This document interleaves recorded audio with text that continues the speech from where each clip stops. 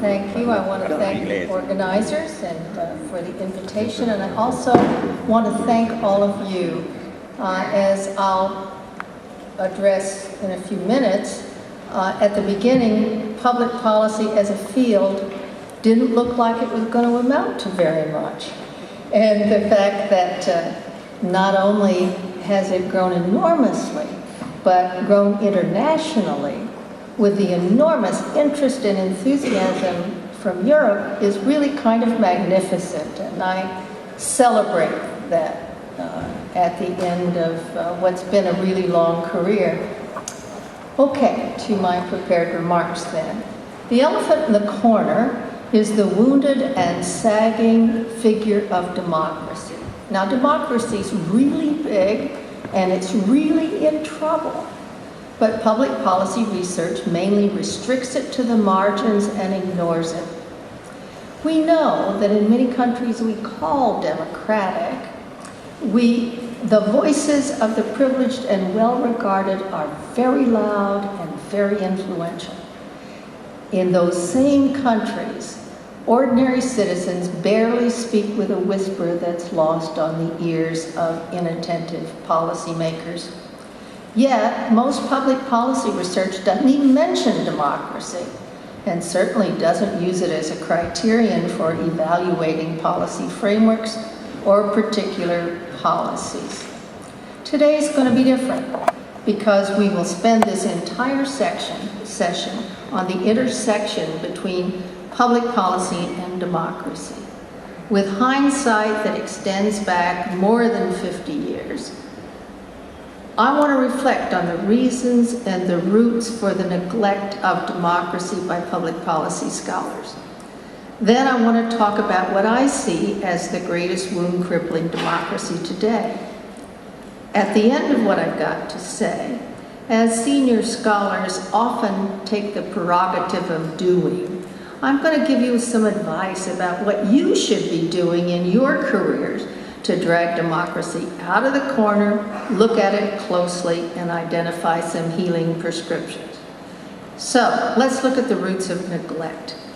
First, what does democracy signify? Democracy is a kind of love word to which we pay homage, but we take its meaning pretty much for granted. For our purposes to begin with here, we must unpack the idea a little. Democracy is a system of government where members of a community participate, by and large, directly or indirectly, in making decisions that affect them. In a democracy, virtually all points of view are represented. Democratic public policy involves, enables, and inspires citizen participation. Policies do not consistently discriminate against and alienate certain kinds of citizens. Now, there are a few fine scholars that employ these ideas in their work, such as Dreisig, De Leon, Fisher, Fishkin, Mettler, Snyder, Saws, Smith, Maroney, and undoubtedly some others I know, and others that I have yet to become acquainted with, but I don't know something for sure, and that is that democracy is simply not a central concern in our field. Now, this neglect was not meant to be at the birth of policy studies as a separate enterprise in the 1940s.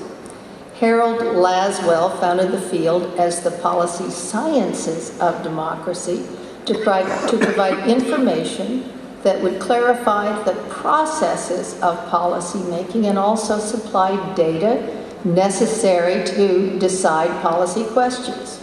In Laswell's words, the policy sciences of democracy were directed toward knowledge to improve the practice of democracy.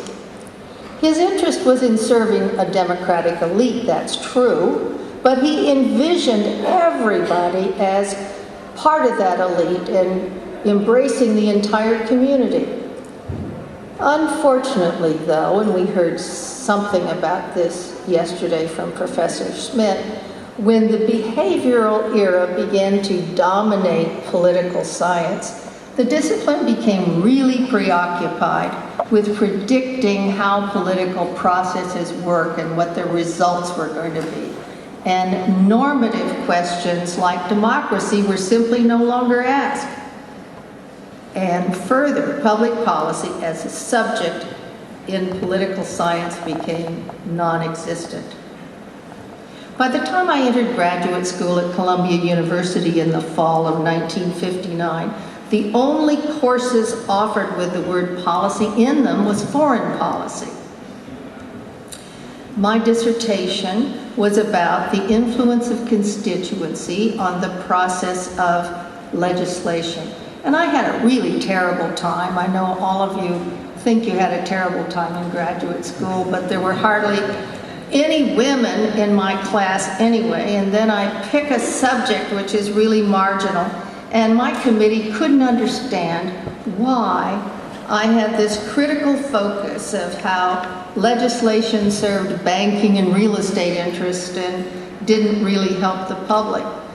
And they let me through, but just barely, and not with any very good letters, I'll tell you that. And for the next few years, I kind of wandered in the wilderness with no firm academic identity. Finally, at the end of the 1960s and early 1970s, several things came together that were truly encouraging.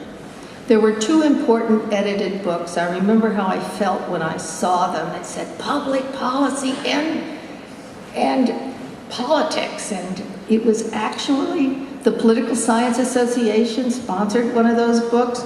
One of them was edited by Austin Ranney, who I think was once the APSR review chair. And the other was by Ira Sharkansky, and they simply provided cover for political scientists to do public policy research.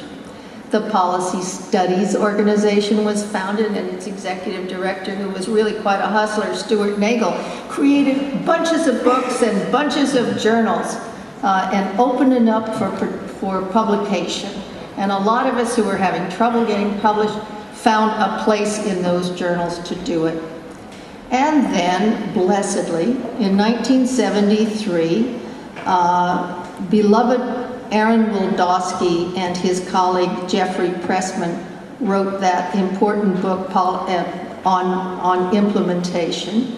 And in 1977, I wrote an article entitled Policy Implementation Through Bargaining, and that was recently republished by Guy Peters and Jean Pierre in their reference book on public administration, and I'm quite grateful for that.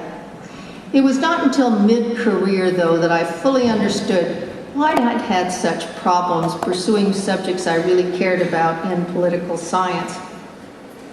Ted Lowy was a scholar I greatly admired. I'd used his topology in my own research, so I attended his presidential address to the American Political Science Association in 1992. In his talk, Lowy argued that political science and its major subfields, including public policy, were overlooking a big change that was threatening American democracy.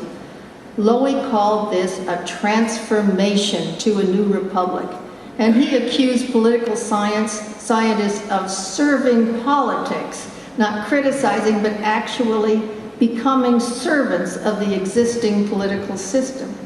I want to revisit his arguments today to see if his concerns help explain why democracy may be still neglected 25 years later by public policy scholars. As we'll see, we've made a little progress on things Ted Lowy complained about, but we've still got some blinders on. Okay, on to Lowy's complaints. In 1992, Lowy declared that economic thinking and analysis were swallowing up the field. I think we heard some of that in the session yesterday. Economics, he says, was the new language of the state.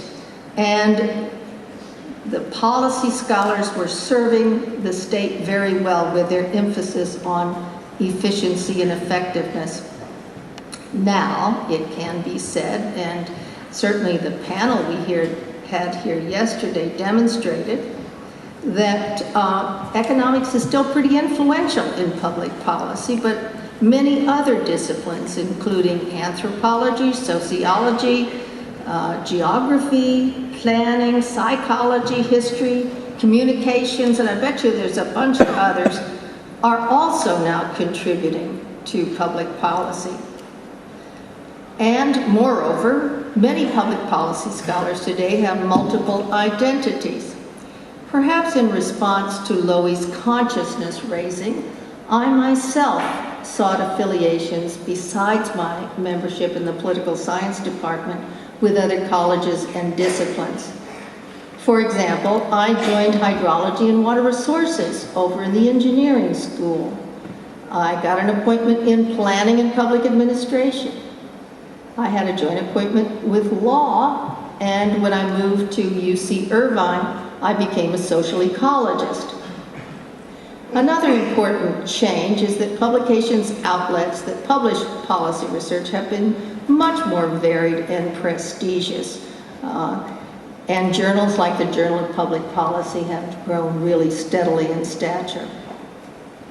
Okay, Loewy's next criticism is probably pretty easy to dismiss today.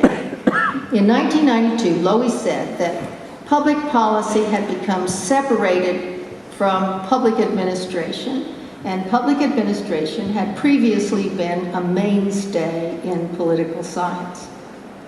Now, today, many departments combine public policy and public administration, and Guy Peters, the president of this organization, is well known, both as a public administration and public policy scholar. Anyway, and I'm sure you can tell me about this, I'm not sure the division between public administration and public policy ever really occurred outside the US and perhaps didn't even occur here in Europe. The next complaint that Loewy leveled against public policy in political science remains partly pertinent. Loewy deplored the brand of positivist science that dominated political science. He said it disparaged value-oriented research and robbed the discipline of its passion. Loewy said that science dictated that an analysis must be neutral, rational, and microscopic. As a consequence, attention was drawn to the smallest unit, the variable. And frankly, it's pretty hard to get very passionate about a variable. I turn to a talk given by Deborah Stone to reinforce this point.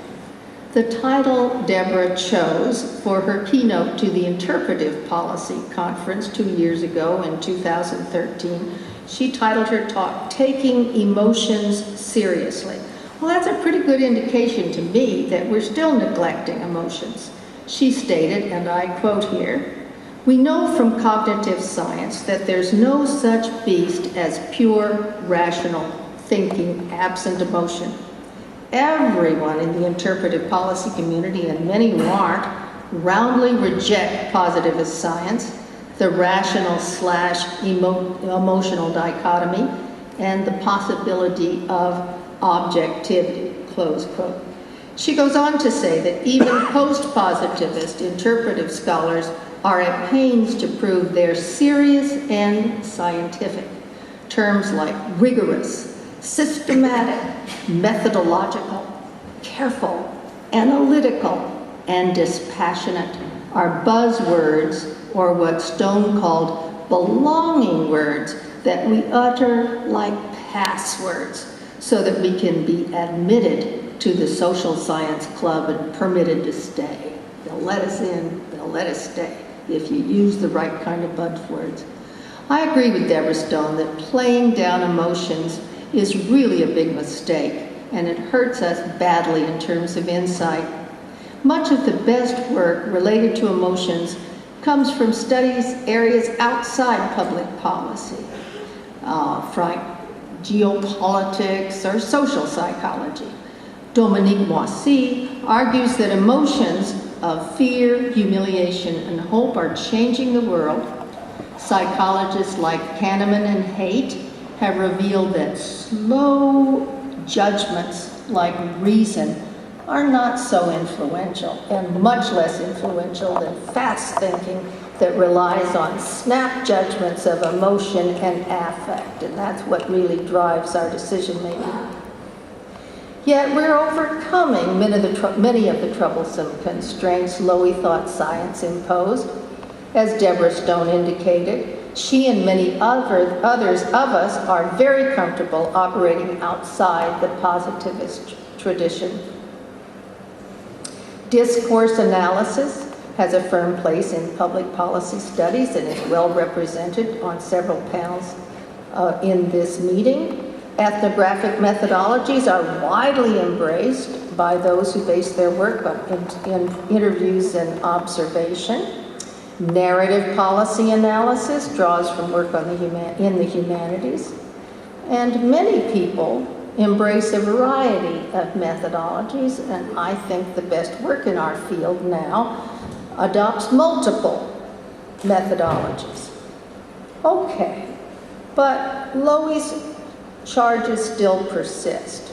The final and most damning criticism Lowy made was that public policy and other hegemonic subfields were too slow to recognize fundamental changes that were altering American democracy in 1992. Lowy argued that the failure to address big issues rather than microscopic little issues resulted in a tendency to interpret each small change in the system as completely consistent with our existing model of the political system, and we simply took the existing model of the political system as democratic.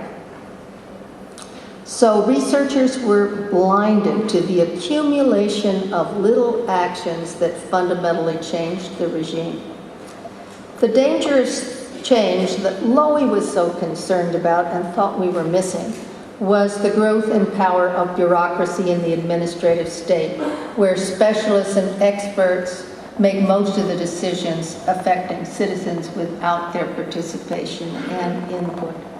So, what big change worries me the most?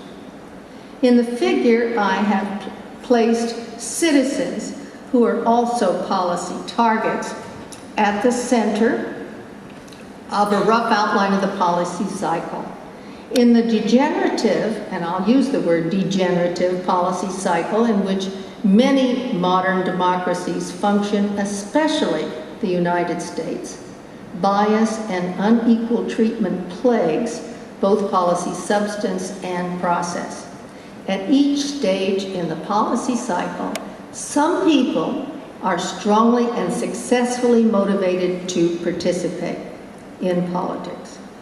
Others are frankly sidelined and repelled.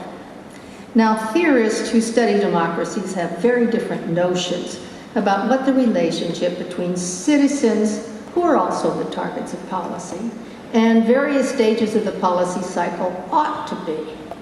There are some people, and in both Europe and around the world, as well as the United States, who believe that democracy means protection of the citizen from government.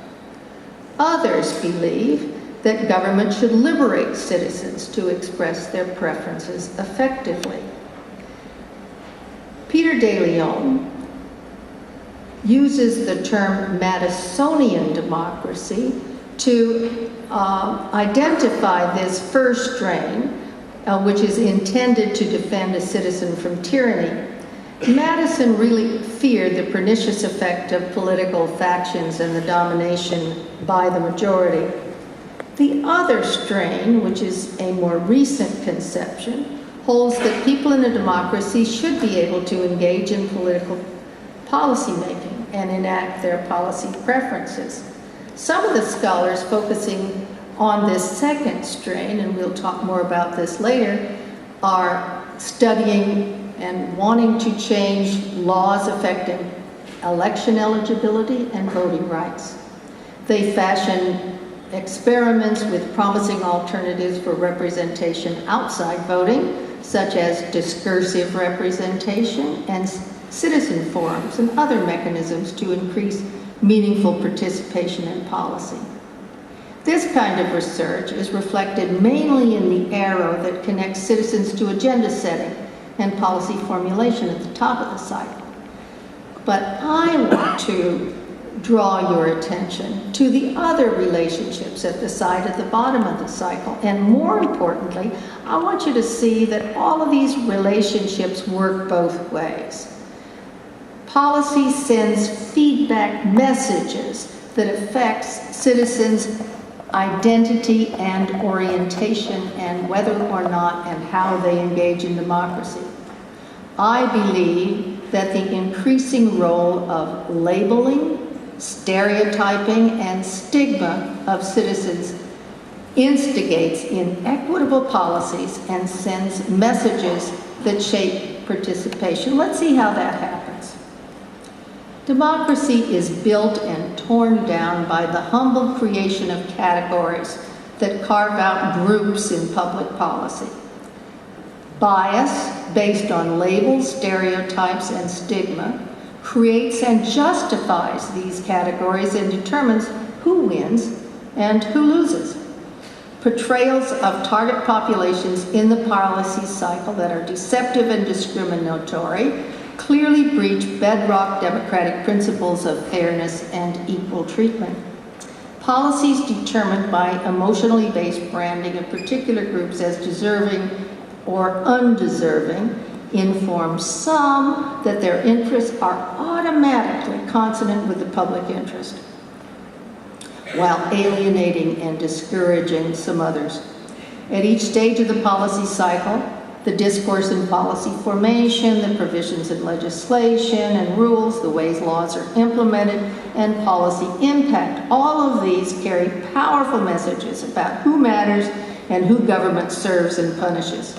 These messages teach citizens whether or not their problems are public problems related to the public welfare or simply their own problems to solve.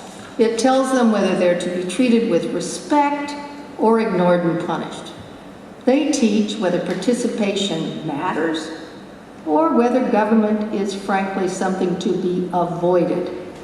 Of course, the allocation of material benefits and burdens by policy also affects the time and resources targets have to participate in policy. There's no reason for me to replicate here the power and social construction matrix that Ann Snyder and I, joined a decade ago by Peter de Leon, developed to categorize different target populations into 4 types: advantaged, dependents, contenders, and deviants. The framework's been around for a really long time and is included in some recent collections by Chris Weibel and Frank Fisher, each with their respective co-editors. It's sufficient for our purposes today to observe that some people with power and positive social constructions always get benefits, while others who are powerless and not viewed very positively almost never do. Consequently, the kind of equal and fair treatment we expect of a democracy isn't taking place. How bad consequences flow from policies that are too generous, too stingy, or hide benefits is what we'll discuss next. So we'll look at benefits, but the ones that are too generous, too stingy, or hidden. Then we'll consider costs and the equally bad things that happen when policies impose excessive costs and intrusive rules on some that demean the recipients of policy.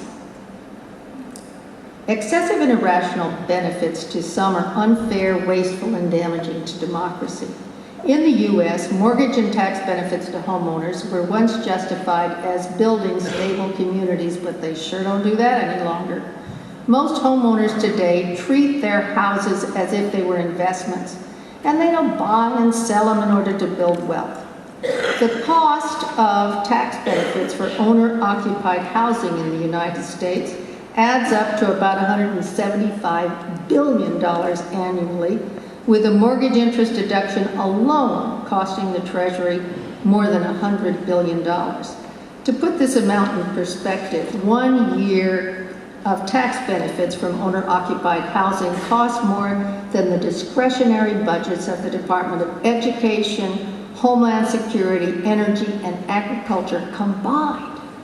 Further, these subsidies don't even increase the rate of home ownership, and they're highly skewed in favor of wealthier people in the suburbs.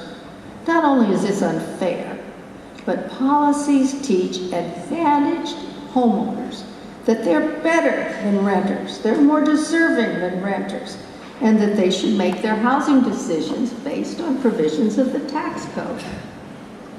Benefits that are too stingy to disadvantaged people send messages that recipients' needs are pretty unimportant. More than 50 years after Lyndon Johnson declared war on poverty, financial aid to the poor is insufficient to make a lot of progress. Poverty emerged as an issue after John Kennedy visited Appalachia in 1960 during that presidential primary, and he was just frankly shocked at the extent of poverty in Appalachia.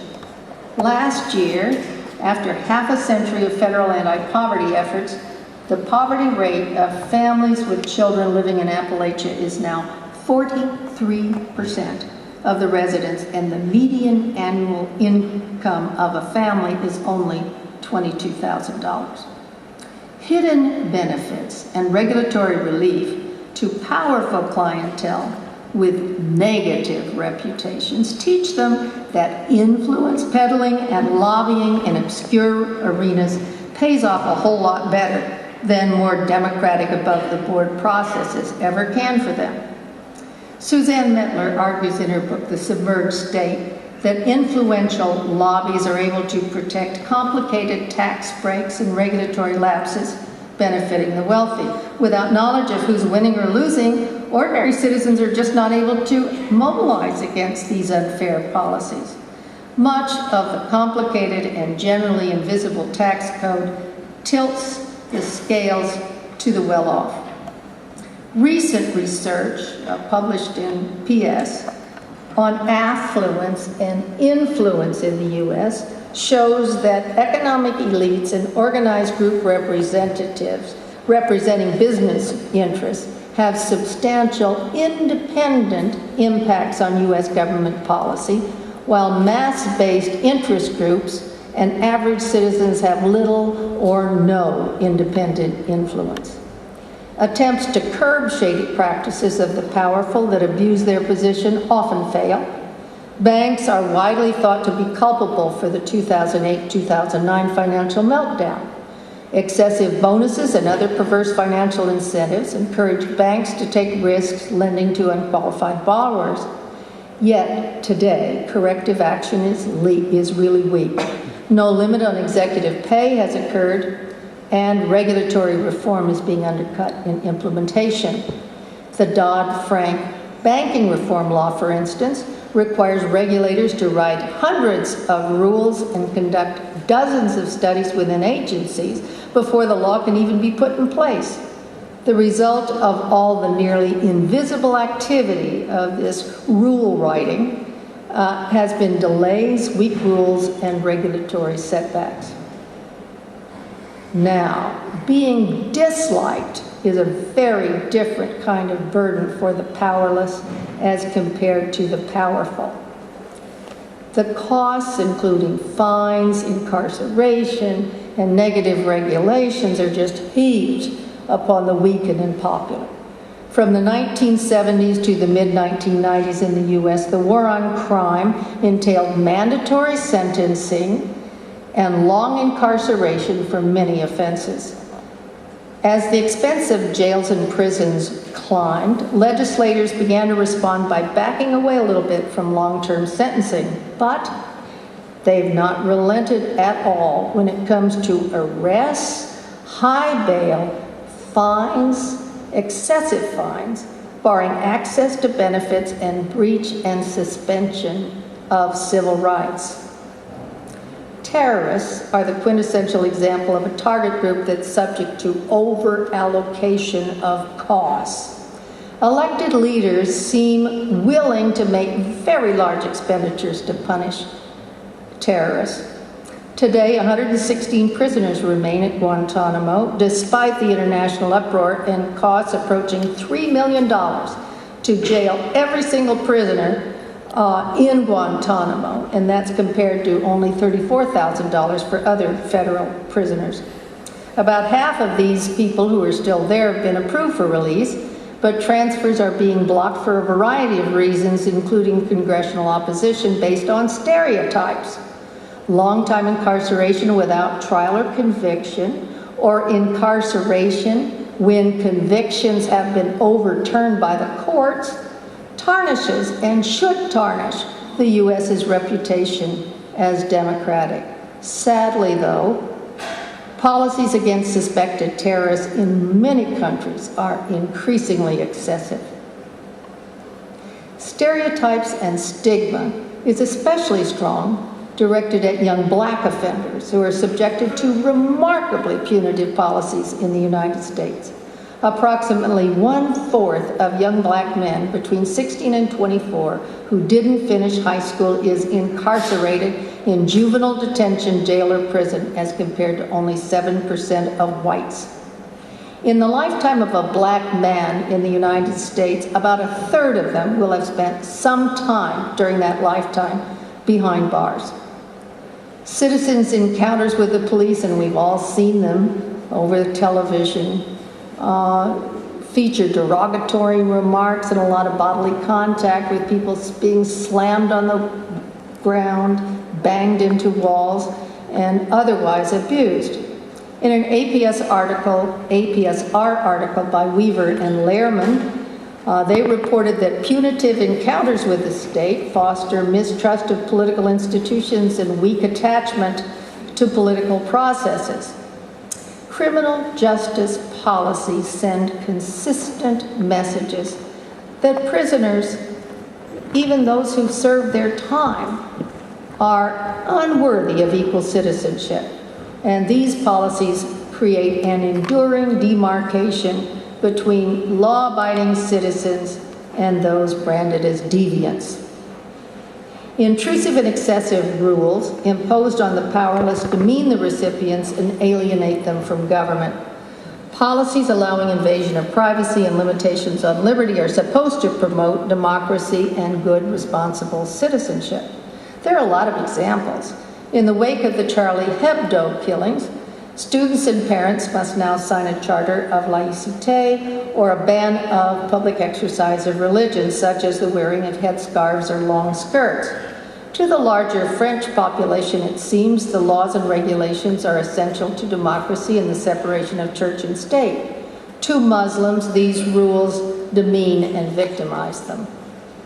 Rules placed on the recipients of welfare before they can get their money send undemocratic messages and suppress participation. Welfare reform was supposed to get people off the welfare rolls and into productive work, and the numbers on welfare have been substantially reduced.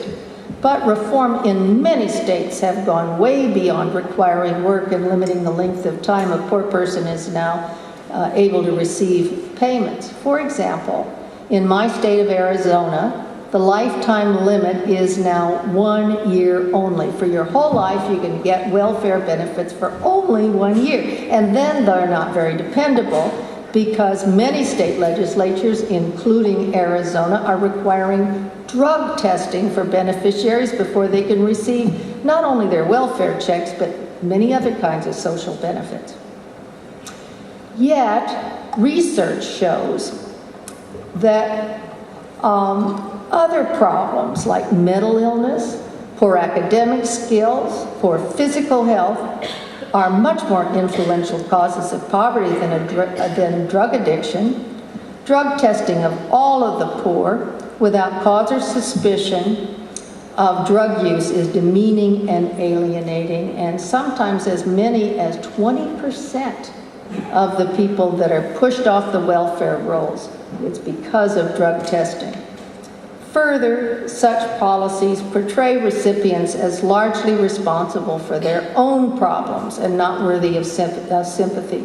The whole group gravitates from being deviants or from being worthy and powerless dependents toward the label of deviance, deserving little, if anything. There's a lot of false belief that mothers on welfare are either alcoholics or drug addicts or both.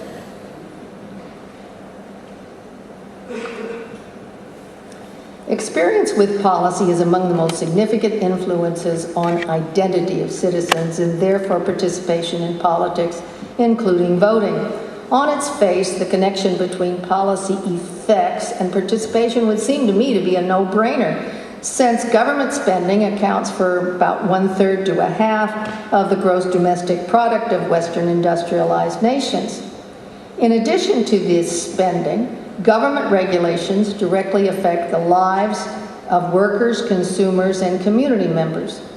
When people have negative experiences with policy, they feel small, and they come to believe their participation is just useless. A majority of welfare clients in the U.S. report feeling humiliated and vulnerable in their encounter with welfare agencies that they've come to. Other people in their group may deserve this label, but they don't. Now, when people are alienated from one another, they're really hard to get them to mobilize and to make any change in policy. Finally, contact with the criminal justice system in the U.S. has quite negative impacts on political participation, including turning out to vote, involvement in civic groups, and trusting government. This is true not just for the young black men we've been talking about who are incarcerated in really large numbers, but all young adult population. But what about the other side of the coin? Can policies designed without these biases we've been talking about actually engage and inspire citizen participation? What do we know? People are likely to be more positive about government, and they're likely to participate more if the benefits directed towards them are portrayed as deserved, that is, not handouts or charity. Social Security benefits in the United States, where beneficiaries make contributions toward the checks that they receive, have clearly increased voting and participation of the elderly, much more than before Social Security. Also, veterans' benefits in the United States, particularly those after World War II, were depicted as fair and justified and signaled that veterans were really very valued citizens. Suzanne Mettler found that benefits helped returning veterans earn college degrees, train for vocations, support young families, purchase homes, farms, and businesses. And recipients also became engaged citizens. Compared to veterans who didn't use education and training benefits, recipients reported involvement in 50% more civic associations and became significantly more politically active. Implementation that engages and encourages citizens to voice their concerns, send democratic messages, and result in greater participation. Joe Sauce found that mothers whose children are in Head Start, that's an early education program, and participate in the program's education and decision-making have a more positive orientation toward government. We need a lot more research on how certain policy designs can counteract stigma and stereotypes, and how such policies can send democratic and participatory messages. For instance, we'd really profit from knowing whether the Affordable Care Act or Obamacare is likely to increase the participation of people who previously didn't have any insurance. Will they vote and participate to protect their gains? I don't know. That leads me to the last section of the talk about what's next. Some of Lowy's criticism, frankly, still need to be addressed today and in the future. Much of our field has yet to embrace emotions as part of our analysis. Deference to narrow ideas of the scientific method still drive many to microscopic focus in their studies, believing that each tiny contribution is the way science progresses, one little step at a time. For me, this is like putting a Band-Aid on the elephant while ignoring its systematic illnesses. The failure to address large normative questions causes policy scholars, just as Lowy claimed, to be blind and uncritical of change that threatens democracy. We need to conduct our studies in ways that move to the right side of the table. Are there examples of the kinds of things public policy scholars should be studying to address the democracy gap in which people who've got the most to gain from policy participate the least? We should do more studies from the perspective of policy recipients. Deciding whether or not to vote is not just a self-interested act, but also an expression of identity. Policies socially construct target groups as deserving or undeserving, and those who are constructed as undeserving are simply not likely to identify themselves with government. Since multiple policies deliver the same kinds of messages to those with similar power and social image, multiple policies will have to change. Policies in combination create a context that can help or hurt democratic engagement. To see how multiple policies reinforce messages damaging to democracy, we must look at citizens' real experiences with policy and the lessons they draw. Several recent studies are exemplary of the kind of work that might be done, and I think should be done, that takes on the viewpoint of those on the receiving end of policy. Alice Goffman's fine book, On the Run: Fugitive Life in an American City, looks at how problems with the law affect every aspect of the lives of a group of poor, uneducated young urban black men in Philadelphia, with whom she was embedded more than 6 years doing her research.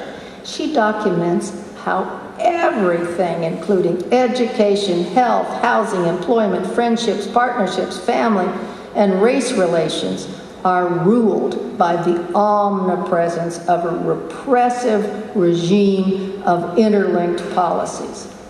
The young men Goffman studies are sometimes admittedly small-time drug dealers, but many of them are just law-abiding people trying to get along with limited choices. Even these law-abiding people are caught up in a web of warrants and surveillance that's nearly impossible to escape. Goffman recounts the pleasure of a summer evening with her friends, sitting on a stoop of a neighborhood building, only to have their enjoyment shattered by a car full of cops swooping in to serve a warrant. She tells how teenagers teach their younger siblings and cousins how to run for the police, and how to stay away from their network of friends and family so the police can't trace them. The result is a big toll on families and neighborhoods as men go on the run or to prison. In her book, Goffman concentrates on policing policies, but her study demonstrates that many other policies, including welfare, food stamps, housing, job training, minimum wage, and education, are partly responsible. Similar research that embeds researchers with policy recipients and traces the effects of policies on people's lives and future is very badly needed. Robert Putnam's latest book, Our Kids: The American Dream in Crisis, is another study that looks at life experiences from the perspective of those doing the living. He treats the growing gap between the universes of the rich and the poor. With the hollowing out of the middle class in America, Putnam documents how a gulf has developed between those who prosper in America and participate in politics, and those who fail and have no voice. What does citizenship mean for people who are consistently subjected to labeling and stereotyping by policy? Not surprisingly, apathy and alienation are common. For instance, here's an excerpt from an interview with a young woman Putnam included in his book. Question: are you involved with political stuff or community stuff? No, not really. Are you interested in watching the news? It gets old after a while. Somebody shoots somebody, somebody robs somebody. I'm just not that interested. Are you excited about the election coming up? Do you think you're going to vote? No, I don't care. Do you have a party that you like? They all kind of suck. Are your parents involved in politics at all? Nope, not really. Like Goffman, Putnam sees the estrangement from politics of non-voters as the product of a lot of factors developed over decades, including family structure, schools, parenting, and communities. He offers a number of suggestions for improvement, interestingly, many of which require policy change. But he doesn't even implicate all those policies that have had such a large role in breaking up communities, families, educational institutions, and unions, as well as destroying economic and job opportunities for those far down on the economic ladder. Policy scholars need to do many additional studies to understand better the legacy of multiple policies and how they interact to send messages that are really destructive of democracy and participation. I have two final reminders for the future. Serving democracy by finding better answers is a fundamental obligation of policy researchers. From the beginning, Laswell made serving democracy a core responsibility. Of course, we all write for our colleagues, hoping our ideas and findings will attract scholarly attention. But we also must serve more fundamental and less personal values. It's time for us to move that elephant to the center of the room, examine it closely, and see what can be done to improve the health of democracy through better informed public policy. Public policy scholars of the future need to work at levels of analysis and discourses worthy of the jumbo subject of democracy.